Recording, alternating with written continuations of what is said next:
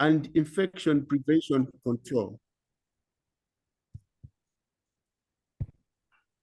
Dr. Henka is the secretary of the Board of Directors of Health Volunteers Overseas, or HVO, and has coordinated HVO nurse and anesthesia programs in many LMICs. He is also the American Association of Nurse Anesthesiology representative for the Global Surgery Obstetrics, Trauma, and Anesthesia. And he is a member on the council and the board of directors for G4 Alliance. And if we talk of Dr. Grace Nambozi, she is a senior lecturer in the Department of Nursing at Mbarara University of Science and Technology in Mbarara City, Uganda. She has a passion for practice of midwifery and has a rich history of national as well as international nursing education. Dr. Grace spearheaded the development of nursing curricula, both undergraduate as well as completion of masters in critical as well as in nursing care. And she served as a consultant reviewing midwifery development,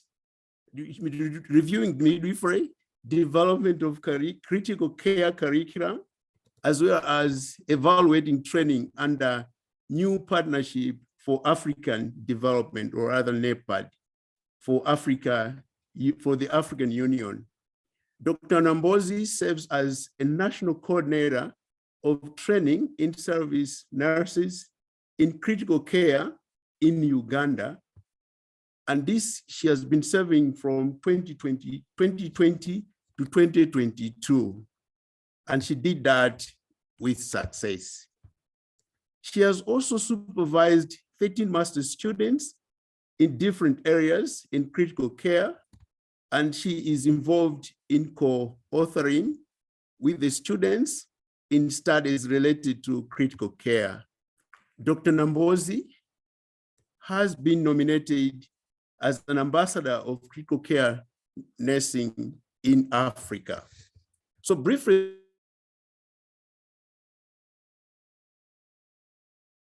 this webinar will give a chance to Professor to start with the discussion, and thereafter we'll call for at least 2 questions, and then we'll request Dr. Nambozi to continue with her presentation, and finally we'll also allow the audience to ask 2 questions, and then thereafter we'll have a discussion.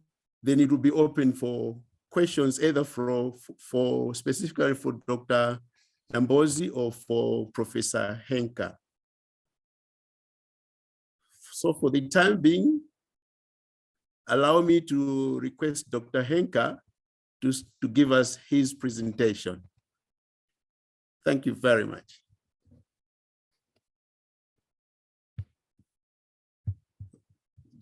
Professor Henka?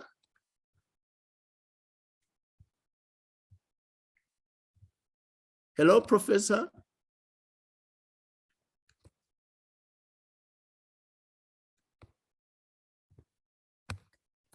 Hello, Professor. I apologize for my problems with my internet from Cambodia. I'm going to keep my video off to save bandwidth, but I'll start the presentation here. Perfect.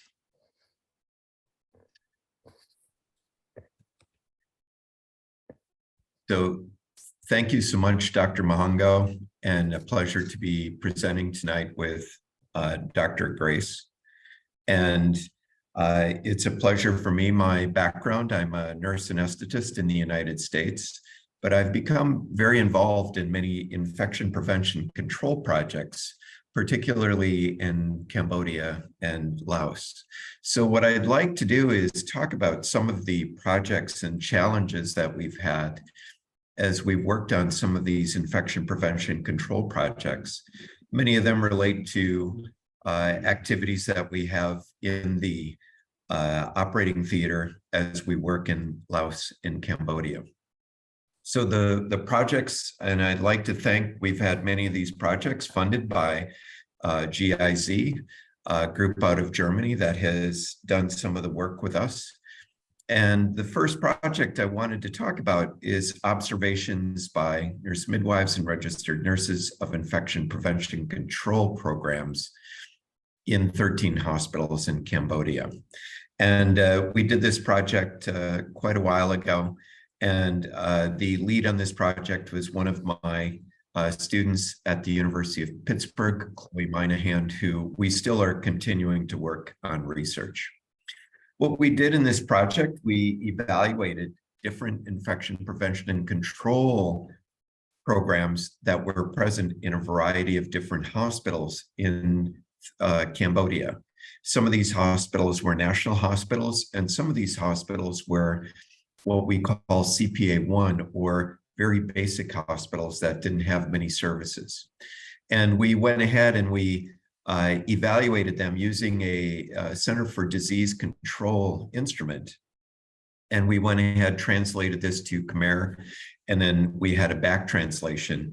And then we had nurses and midwives go ahead and evaluate.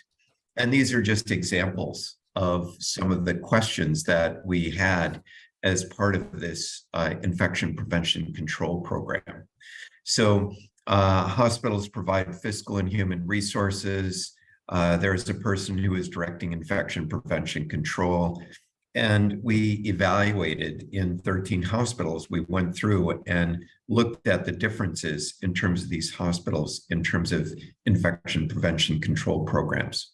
So we had 80% of nurses reported on these programs. And again, CPA-1 is very basic hospitals. CPA-2 has a little bit more in terms of capabilities. And then we also worked with the Ministry of Health in Cambodia on these projects. What we did is we revised some of this work and tried to work on promoting healthcare quality. And I've continued to be involved with infection prevention control at the hospitals in Cambodia. So what we found, hospital has competency-based training program for hand hygiene. And what we found is in our very basic hospitals, such as CPA-1, they did not have this hand hygiene program. And in our CPA-2, again, another very low-level hospital with not so much in terms of resources, again, not so much in terms of a hand hygiene program. What we did find is at the national level, the hospitals in Phnom Penh, which is the capital of Cambodia, they did have hand hygiene programs. So you can see overall 90%, but again, we found in the more rural areas, they did not have these programs. The same was also true in terms of protective equipment. So we found that in our CPA-2 hospitals at a fairly low level, and the CPA-2 hospitals do have some surgical services, but very basic surgical services. So at the CPA-1 and 2 hospitals, again, we didn't have quite the programs in place that we did in other programs. Now, this is a little deceiving. CPA-1, they don't do much surgical care. So of course this will be low. But also if you look at CPA-2, CPA-3 national, you can see much better at the national level. Now, what the Cambodia Ministry of Health acknowledges is that most of the infection prevention control work that they have done has been with CPA-3 and national level hospitals. And they have not done much work with CPA-1 and CPA-2. But I think this is true when I've worked with other low and middle income countries. It seems as though the more rural hospitals, the district hospitals, often don't receive the training, often don't have the resources. So we provided this information back to the Ministry of Health, and they realized that there is a disparity between what is done oftentimes in the more rural areas compared to the national hospitals in larger cities. So again, this a little surprising that CPA-1 did so well, but this was for environmental cleaning. Again, CPA-2 not quite as good as we had hoped. But again, you can see disparities between the more rural areas with the CPA-1, CPA-2 compared to CPA-3 and national. So again, something that we're working on. So greater than 80% of nurses recognized there was an infection control program.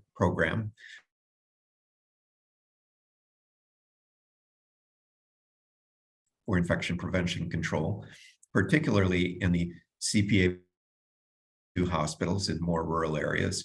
And then there's better implementation in CPA-3 and national hospitals. We also found that there's infection control nurses, infection prevention control nurses at the CPA-3 and national hospitals, but there's no infection control nurses at CPA-1 and CPA-2. So again, I've been working with the Ministry of Health also on our strategic plan. And what we're trying to do is working on this disparity between the more rural areas and other areas of Cambodia. Quickly, I wanted to talk about hand hygiene, and we've done a number of hand hygiene programs in Cambodia and Laos. And our program in Laos initially started to be in our operating theater, but our hospital director wanted us to do this hospital-wide. This first program was in Cambodia, and we used the World Health Organization Hand Hygiene Observation Form, and then also a World Health Organization Hand Hygiene Perception Form. Data collection was done by 22 nurses that were hired for this project, again by GIZ. We had 140 total participants at 4 different hospitals in this project. These are the 4 different sites: Friendship Hospital, Kampot, Kampong. So these are different levels of hospitals, again, facilities, and this is just the number of participants. So in this, we included nurses, midwives, physicians. 13 of the participants, we weren't quite sure what their role was. What's interesting is we found that actually hand hygiene was quite high, much higher than we expected in this study. And we were concerned that maybe the 22 observers were noted to be not part of these hospitals, and that maybe the results were a little bit higher than we expected. So you can see that missed about 25% of the time, either hand wash or hand rub was not done. What we found is that in Kampot, and particularly in Kep, the totals were quite low. And we found that physicians were, according to this study, were actually best in terms of compliance, and midwives were the lowest. And the type of unit, typically our OB units, were not so good in terms of hand hygiene. In the perceptions instrument, we found it interesting that the more senior staff were perceived as not being very good with their hand hygiene capabilities. And we found that that is one of the notable things that we got out of this study.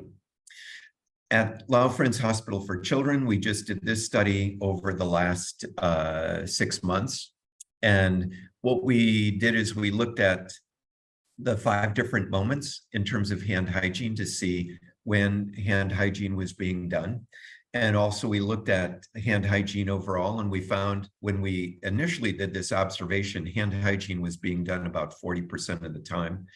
And you can see when hand hygiene is being done the most. So after body fluid exposure, we're more likely to do hand washing and hand rub.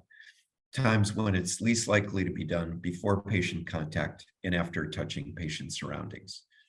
We've done this study, we've done observation a second time, And our observation rate, or what we found, is that hand hygiene was being done closer to 60%. So we went from 40% to 60% in terms of hand hygiene. What was interesting in terms of the perception piece, people think that they're doing a great job with hand hygiene, but actually when we measure and we observe for hand hygiene at Laufrenz Hospital for Children, we're not seeing that they're washing their hands or doing the hand rub as well as they think they are. So we've tried a variety of things to provide feedback to individuals. One of the things that we do is we provide them this information that I'm showing you.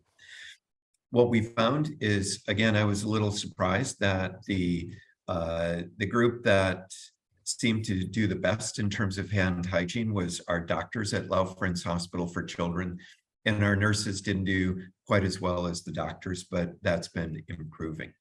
So in terms of units, we found that our high acuity unit, or our pediatric ICU at Laufrenz Hospital for Children, was not doing so well with hand hygiene, but the operating theater actually was doing pretty well. So our theater, we had 53% of the time they were doing some sort of hand washing or hand hygiene. And then our emergency department was the best. So strategies to improve hand hygiene, what did we do? We put messages on screensaver, and then we did report back during staff meetings, education during unit huddles, and then we put posters up. So posters, we tried to make some of the posters a little fun, but those are some of the things that we found that really helped us in terms of improving hand hygiene. The person who's in charge of our infection prevention control at Laufrenz Hospital for Children is actually in our operating theater. So one thing I'm gonna skip through, since I'm afraid I'm running out of time here, is we did a sharp injury study also that was supported by GIZ in Cambodia. And this was to try to protect health workers. And what we found is they don't use needleless systems in Cambodia. So we had quite a few people that have sharp injuries. And what we found that we wanted to do to improve in terms of sharp injuries is have greater numbers of sharp containers. Oftentimes there's only one sharp container on a unit, and we wanted to help with that. So needleless systems, fewer ampules, more sharps boxes, and I just wanted to mention that briefly.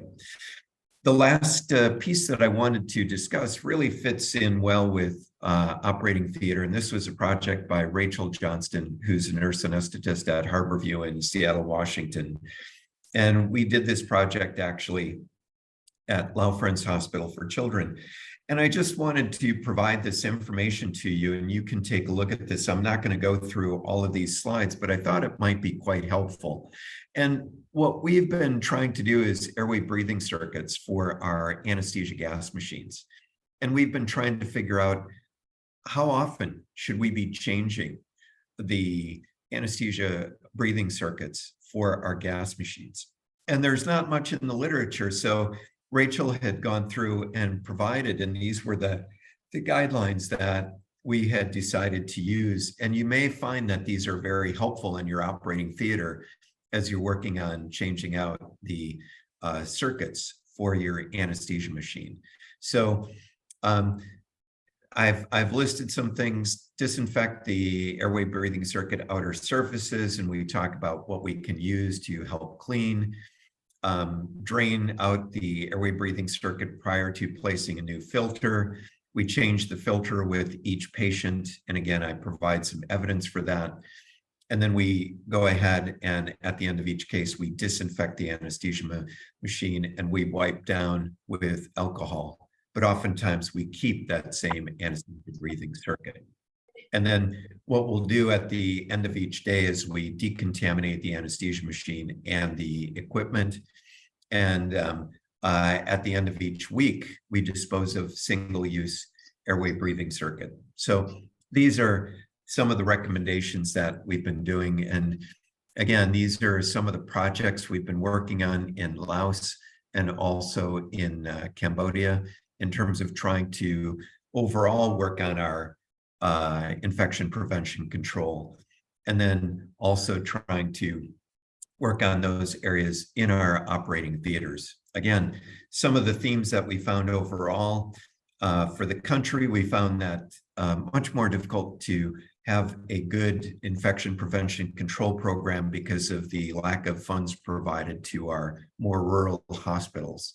And then with our airway breathing circuit, one of the things that we found again is we didn't find much out there for guidelines, and we found that a little bit disappointing. And so hopefully you can use these guidelines, and I've provided the references for those.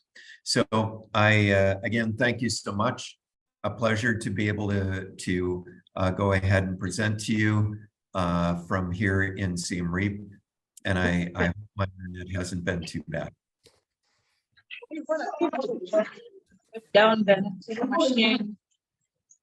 Thank you very much, Prof. Henker, for the nice presentation, which I'm sure it will really help us in our theaters, in our infection prevention and control. I now give a chance to one question or two questions to Professor Henker, if you have any from the audience. Dr. Lucky, I think there's a question in the chat. Would you like me to read it out? Please. Prof. Henker, can you tell us the report back strategy used for infection prevention? It is a question from Valerie Bruton. Say that again. What was the question? Is it Valerie? Thank you. Can you tell us more about the report back strategy for infection prevention control? Certainly. So what we did is, and I should have put up a picture, our infection prevention control person, he would go ahead, and every Friday we have a hospital-wide meeting at La Friends Hospital for Children. And it's not a huge hospital, but what we do is we would actually provide the data from our observations. And we would just say, and I told our hospital director, I said, I don't know, I think I worry about you providing this data for our Peds ICU, our HAU, and providing it. He said, no, we're going to provide it. And we're going to use it as a way to show how they improve. So what has been a real positive is we had what I considered not such great hand hygiene. And then at our Friday meeting, we present. And then we go ahead and as we improve, we present. And they celebrate the improvement that they've made from going from 40% to 60%.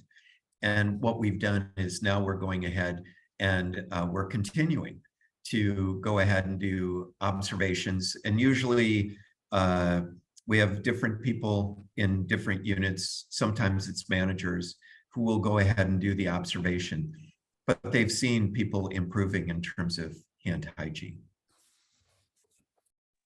Thank you. Thank you, Prof. There is also another question, Prof, to you.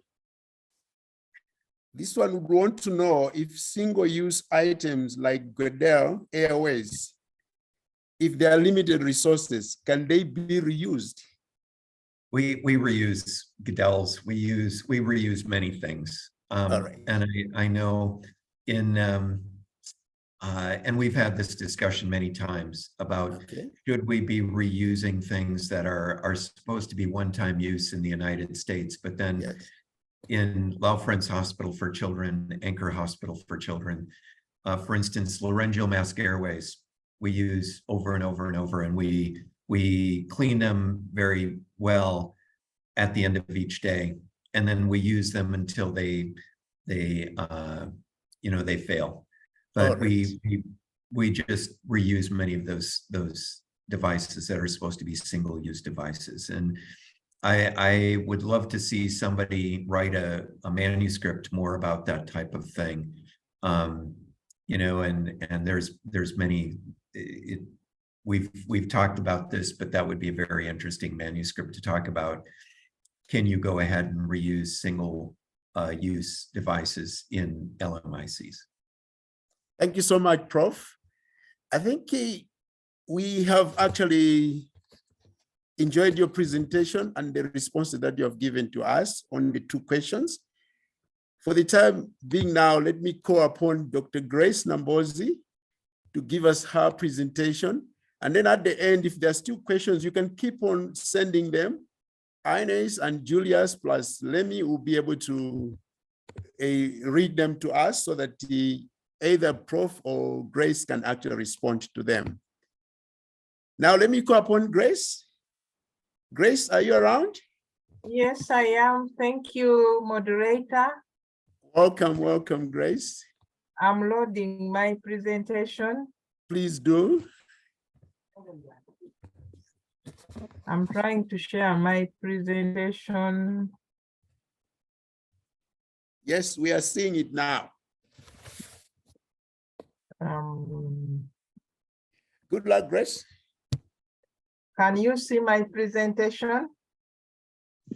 Yes, we can see it. Yes, we can see it. Okay. So thank you so much, moderator, Dr. Lucky, and my co-presenter, Richard. This afternoon, I'm delighted to share with you an African experience in infection prevention and control in operating theater. This presentation is from my observation and collection of information from nurses who work in theater. So it is going to be what people have actually observed and seen, so that infection prevention and control are important for patient safety and quality care. The prevalence of healthcare-associated infection is higher in developing countries. And this is because of limited resources, infrastructures not well designed, and there is less adherence to infection prevention and control guidelines. And before we move on, we need to appreciate what we understand by perioperative nursing, which is defined as the care of patients before, during, and immediately after surgery. Are we actually following this in our operating theaters? Are the nurses moving out to prepare these patients, or we only wait and receive these patients? And all this brings about challenges. Why? Because operating rooms are complex environment with many different tasks and processes that happen simultaneously.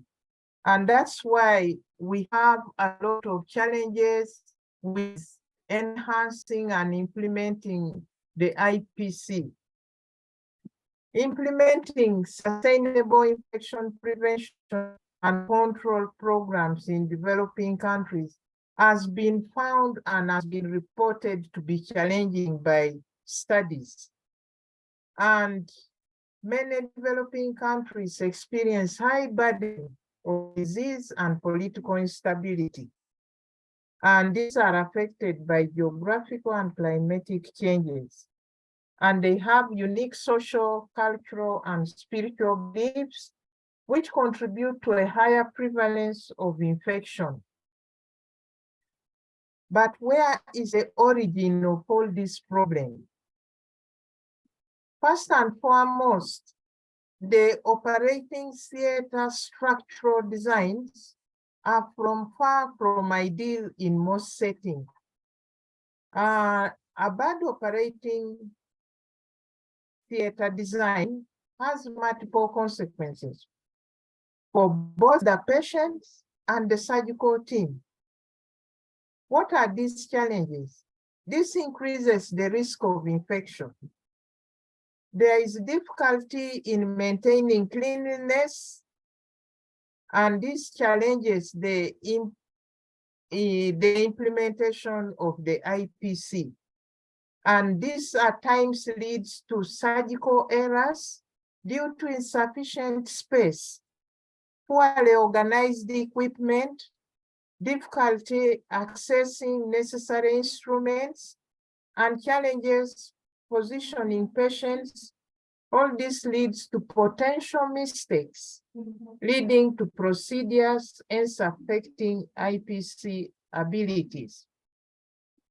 We have inefficiency and delays in the workflow, safety hazards for patients, surgical team, as I've already mentioned, and this poor design also leads to communication challenges. For example, if one operation is in one room and the other room, there should be communication between the staff in two different rooms to avoid errors. But you realize that because they are not well designed, there is a communication gap. There is lack of ergonomics leading to injuries of patients, surgical teams potentially affecting their performance, including IPC. What is so interesting is that because these theaters are supposed to be well designed in a way that the rooms allow the air to flow in a certain way. So the circulating air from the theater should not flow back. But because they are just carved from maybe a room on a particular building, so you find that the ideal theater airflow is not met. So this leads the standards not to be followed, and this lead to IPC control a challenge. The biggest problem is knowledge gap. Most theaters are run by nursing staff who have not been trained. They have limited knowledge on IPC, and even the support staff who work in theater have no knowledge, and they learn on job. Now, if I wasn't trained, I learned on job, and yet I have a subordinate who is also learning from me. How then can we follow the theater etiquette? I'm only going to pass on the little I have learned. Whether I learned it well or not, that is what I will pass on. So you realize that the nursing education curricula even has limited information on IPC, and this affects the practice that these nurses move with when they qualify. We have poor patient preparation, which is another big gap. And this leads to surgical site infections, post-operative infections. This leads to delayed wound healing. And because the nurses have gap and they cannot follow the etiquette or the surgical team, then you have bloodstream infections, especially inappropriate hand hygiene.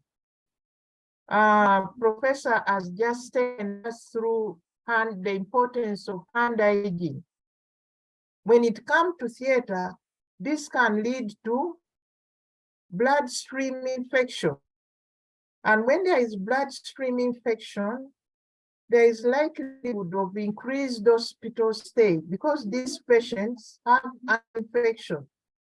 But most importantly, our people have self-medication. And this self-medication has resulted into antibiotic resistance. People just go at the counter. I have pain, I go at the counter, I buy any medication, I swallow. Whether I've taken the right drug, whether I've completed the dose, so long as the pain disappears, they stop. And this affects them, especially now when they come for an operation, for instance, and that particular drug is prescribed, they get antibiotic resistance. And this can lead to complications and mortality. And there is also psychological impact on the side of the patients, especially anxiety, stress, and dissatisfaction, especially when they develop infection. We have unstable power supply. Most of our rural facilities have poor power supply, is always unstable. Now, achieving sterility without electricity is difficult. Inadequate monitoring of sterilization process can hamper the implementation of IPC. And lack of regular equipment services and repair leads to machine breakdown and inefficiency in sterilization. Can you imagine a situation where people are going to use a machine? It has never been serviced from day one when it was bought until the machine will reach a point and stop on its own. But are we sure that during that period, it has actually been sterilizing whatever was being put in? That is a question I put to the participants, that we really need to find a solution collectively. The use of right sutures is also another observable things that we have observed in theater. Protocols are not being followed meticulously, and yet everything in theater should be meticulous. And theater days are supposed to be followed, but oftentimes you find that maybe they are not even followed. Understanding the culture of how patients take care of themselves is important, because if a patient comes to us, we need to know how have they been taking care of themselves. And this can help us in preparing them for an operation. Our main target should be zero level bacteria in theater. And this include training cleaners in theater, scrubbing of equipment, testing of the surfaces in theater of equipment and so forth, and tagging the equipment when they are next due for servicing. Theater should be designed, not created, which is a challenge when it comes to IPC. Insufficient access to centralized patient data connection is another challenge that has been observed in trying to implement the theater, the IPC in theater. This leads to oftentimes disorganization, delays, confusion, and at times cancellation of which is a common phenomenon. Skills development on sterile technique is another area which has been a big challenge. And there is a big dilemma of adoption and adoption of guidelines. We want to adapt because it has been said, do it like this, or adopt the way it is. But then we need to recall that certain things may not fit in certain settings. How should we do it? Understanding this is very, very important. Understanding the importance of sterile techniques, leadership and management practices in operating theater is very important, and performing aseptic procedure. Sterilization and disinfection process should be emphasized at all times. Environmental contamination and lack of standardized precaution for IPC not being adhered to has been some of the challenges. Hospital infection control committees are largely ineffective. We are aware that this is being advocated for, that every hospital should have a committee, but they lack motivation. they are not supported. And some members on the team are actually not empowered. So it makes the team weak. There is weak leadership, there is poor governance of IPC, which is a major barrier to effectiveness. And also, as another charge is role uncertainty. And healthcare workers' negative attitudes towards IPC has also been observed. There is limited systems in implementing the CQI models for frameworks to improve IPC practices in Africa.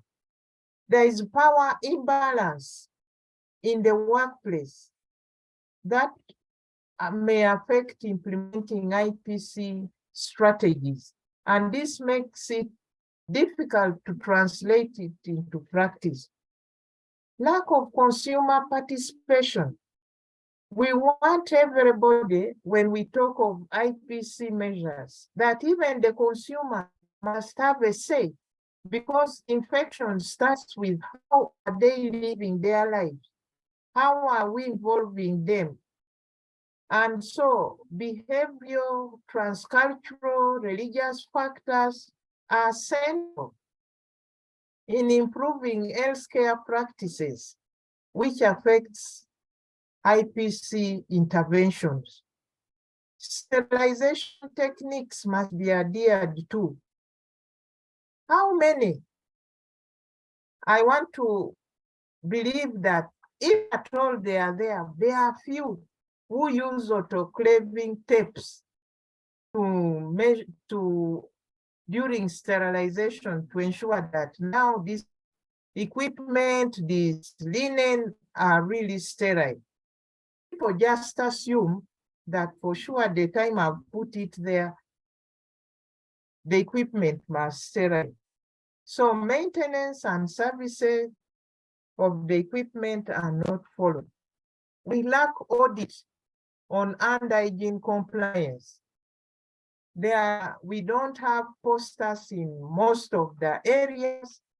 I know during COVID, posters were all over, but as I talk now, when I went round as I was trying to write this presentation, not every unit where you expect a poster on hand hygiene has it. We are again going back to pre-COVID state. Alcohol hand rubs.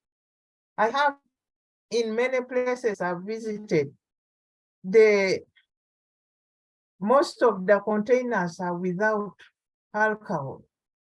So inefficient stock of hand hygiene procedures and facilities such as sink, soap, and so forth could lead to higher prevalence of infection.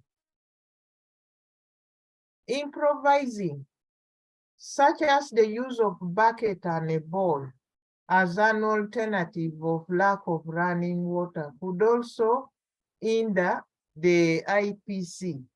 Inadequate documentation and record keeping and limited resources, as already mentioned.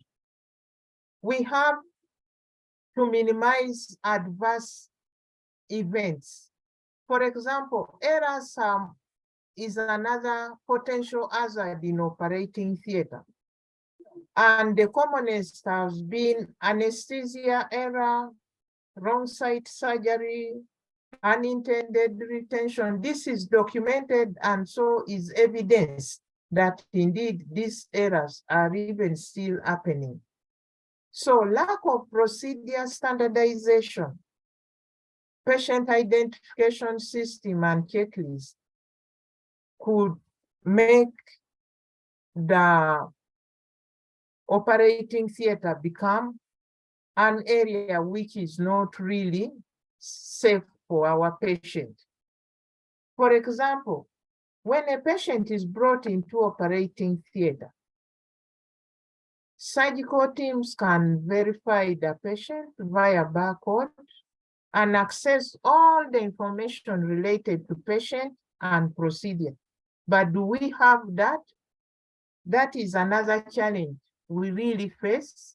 We assume this is the right patient, but at times studies have shown that wrong patients even have been brought to theater.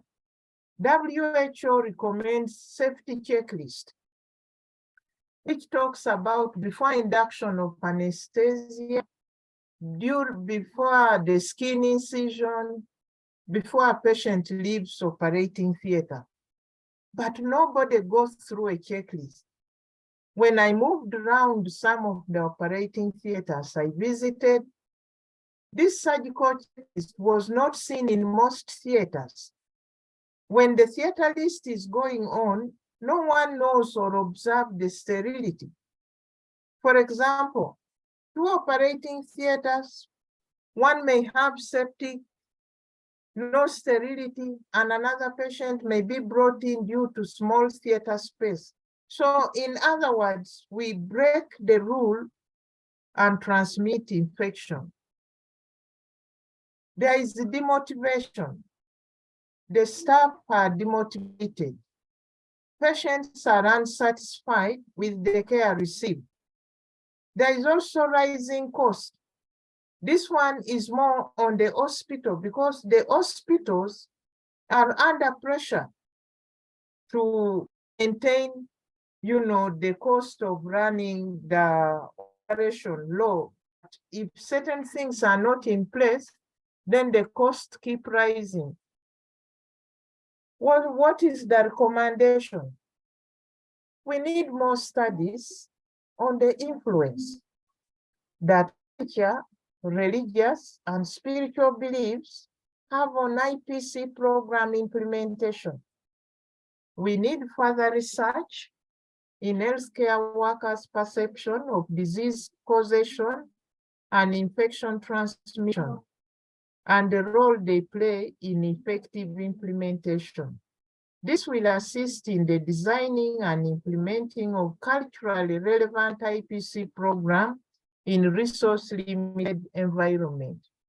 We need innovative framework, which may lead to successful adoption of comprehensive IPC program, communicated through certain channels.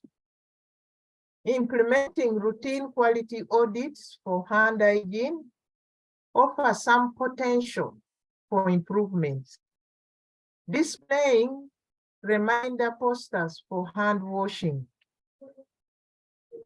Good management of consumables and equipment is also very important. For example, investing in connected Internet of Things might be a good long-term goal. This is being used in some theaters, but not all theaters are using this.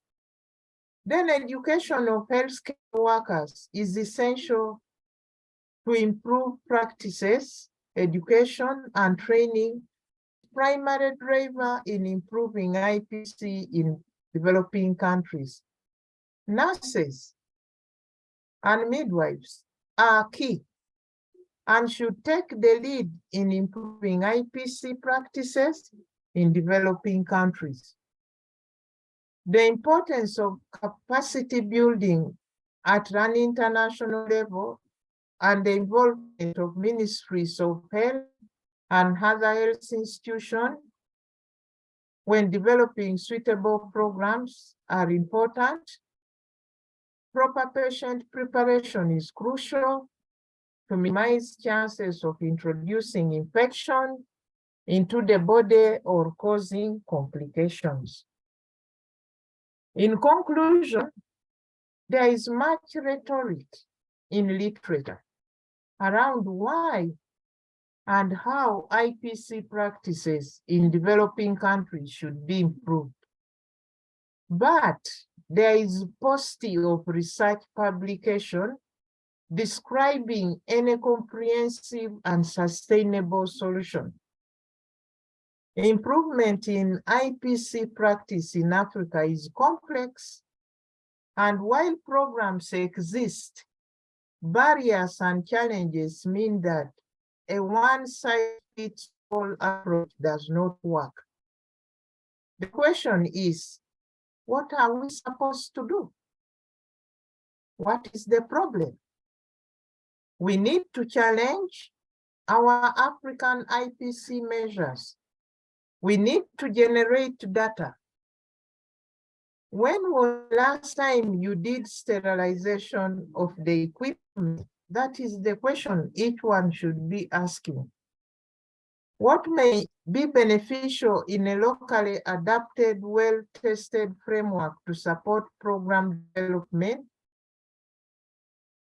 includes sustainability, a bottom-up program for capacity building of healthcare workers embedded through the program to encourage success, must also be the principle of good governance and clear regard for culture, language, and religious and spiritual beliefs.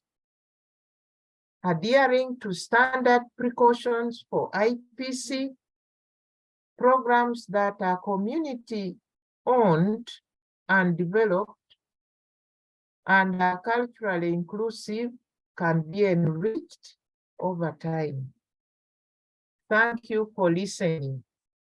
Those are my references, and I acknowledge some of the nurses that contributed to this presentation. Thank you.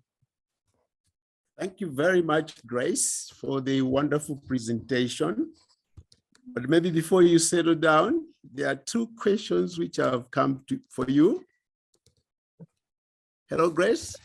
Yes, I can hear you, Lucky. Right. The first one is, how can theater nurses implement sustainable infection prevention and control?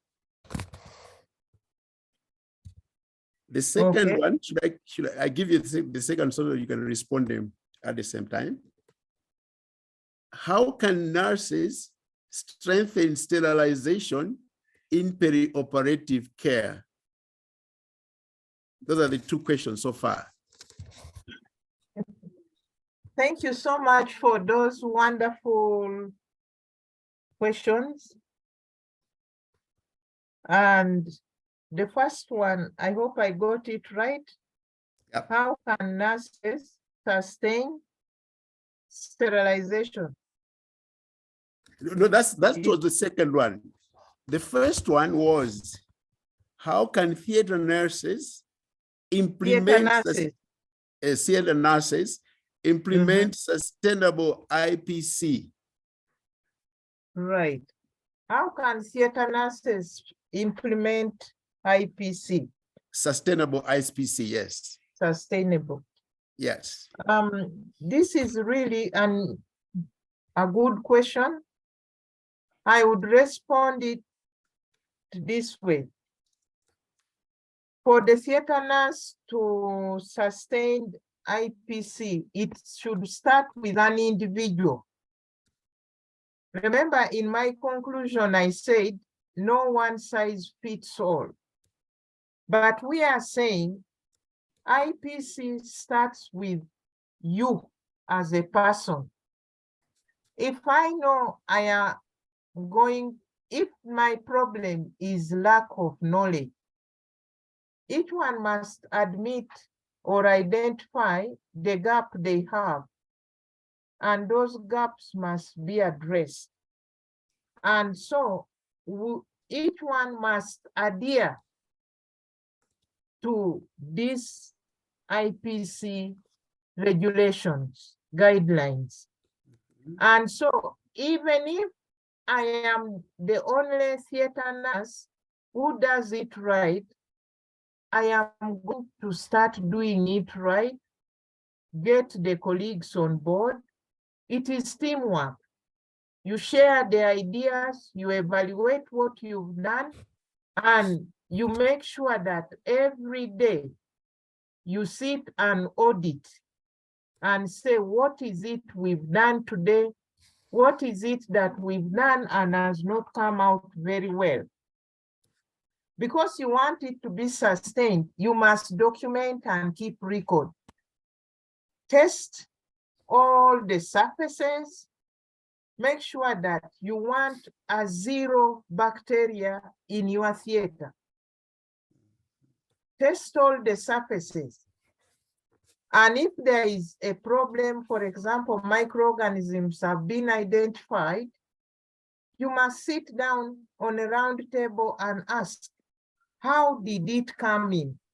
Is it we, the nurses, that have infections that are bringing it to theater? Because even theater nurses need to be checked for some of these hospital-acquired infections. And so, in so doing, slowly these theater nurses are going to make a sustainable high PC program in that particular theater. I have actually an experience of one of the staff who shared his experience when I was collecting this information, that by the end of 1 month, the theater was a center of excellence. But it wasn't easy, but they adhered to the precautions and they made sure they followed what's supposed to be done, testing everything. Where they found a problem, they put a full stop and asked questions. What is it we've done? What is it we've not done well? And they moved on. I hope that answers the first question. Thanks so much, Dr. Grace. The second one? The second one, repeat again, please. Yes, I will do that now. How can nurses strengthen sterilization in perioperative care? How can they strengthen sterilization? Sterilization, yes. Right. I know as nurses on the team, on the infection prevention committee team, they should advocate for what is right. Because in every hospital, there is a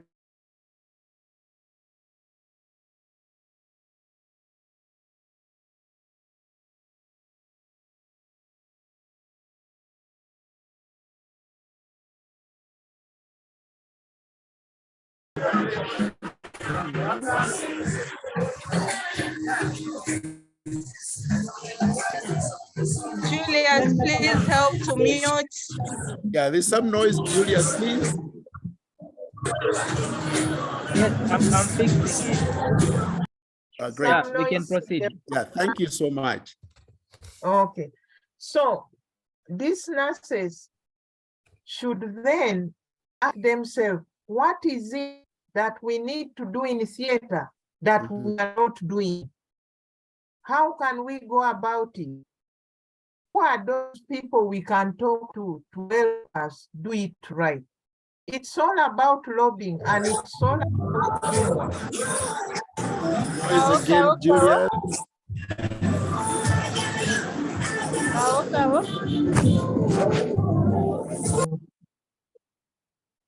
Okay. Yeah, you can unmute Dr. Lucky. You can unmute Dr. Lucky. Yes. Yeah, thank you.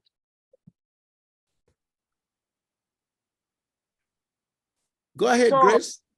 Yeah, so the nurses cannot work in isolation in trying to come up with sustainable sterilization. They need to work as a team with other healthcare workers, but they need to take a lead. They need to know what is needed, and whatever is not there, they need to lobby. They need to get the whole team on board, support them, and to ensure that what they need can be supported and can be implemented. Thank you. Thank you so much, Dr. Grace. There is one more, which might be the last one for you. Okay. How can personnel working long hours in theater be motivated? I know Thank it's you. a tricky one, yes. Thank you so much, moderator. That is an interesting one. Thank you. And I believe it cuts across everyone who is on listening to this presentation. Long hours has become the password. But again, I would like to go back to the staff in theater. They themselves are going to find solution. Because if you work to the long hours, let me say from morning to evening, you are bound to make errors. They need to make sure that when they put their arguments before their management, they must have evidence and the implication of working longer hours so that they are sorted.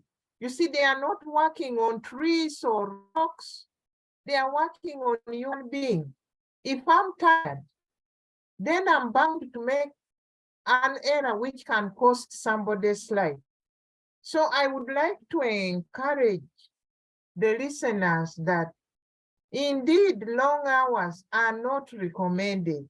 But you see, in most of our circumstances where we work in theater, management will not hesitate to allow you to work the whole day.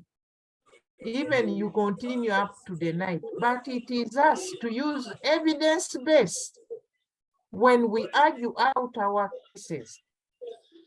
The implication of long hours vis-a-vis the right practice, and we lobby, and we justify the need for more nurses in theater.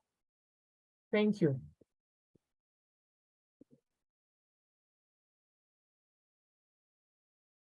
I've lost you. Yeah, please unmute Lucky. Dr. Lucky, please unmute. Right, thank you so much, Dr. Grace. My last one is for both you and Professor Henker. But before I ask that question, I think there's one who just gave a comment to say it would be very good if the infection prevention is indicated in all the curricula or the curriculum for theater nursing as well as anesthetic nursing. It was just a comment, but the question which is going to both of you is any possibility where research grants can be offered around IPC. We would like to know where they can get research grant, if that is possible, that is. So it's for both you and the Prof. Henker. I know there has been some money which has been, there was some grant on African Sepsis Alliance. Okay. And I believe IPC is part of that, partly. But I'm not aware on grants specifically for IPC. Maybe Professor has a clue. But I remember on African Sepsis Alliance, there was some call where people did some studies on sepsis and so forth. Thank you so much. But that would be an area for further investigation. Yes, yeah, sure. Investigation, and it's really an interesting one. Maybe we can put our heads together and see whether we can get funding. Thank you. Thank you so much, Dr. Grace. I know there are several questions we are still coming, but in the interest of time, let's stop there. And I have good news that the presentations, both presentations, will be shared to the members who are present on this webinar discussion. Unless you've got anything to say, Dr. Grace, Professor Henker, Julius, as well as Ines. But otherwise, I think we are coming to the end of our discussion. Yeah, thank you so much. A pleasure to hear Grace's presentation. Many of the points she made, wonderful. And one thing I do want to add that we've done to help with infection prevention control, we have our patients take a shower before they come into the operating theater, Okay. and that's made a difference. So, but otherwise, thank you, Grace, so much. It's hard to do the QI work, and the piece that we do to try to keep things sustainable is everybody has to be involved in IPC all the time, including the doctors. So just something, so thank you so much for your presentation. Thanks so much, Prof. Grace, anything to say? I just want to take this opportunity to thank everyone who have made this possible.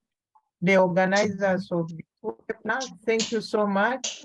The moderator, you've been superb. I want to thank my co-presenter, Professor. Thank you so much for sharing that finding. And participants, you've been great. And I hope that from this presentation, we are going to go back and start questioning how have we been practicing as far as infection prevention and control is concerned. It starts with you and me. We start small and move forward. And every little helps. And I believe that every participant who has been here, surely we are going to create a change in our work environment. Thank you so much. Thank you so much, Dr. Grace.